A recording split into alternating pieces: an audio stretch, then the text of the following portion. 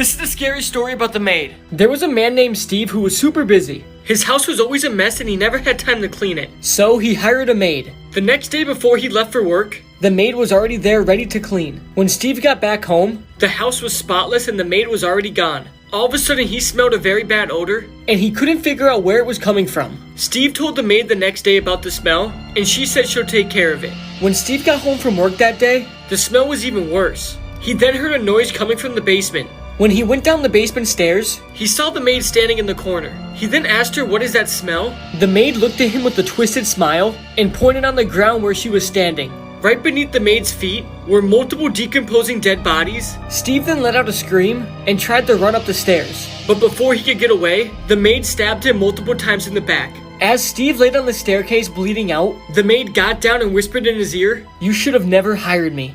Follow for more Reddit stories.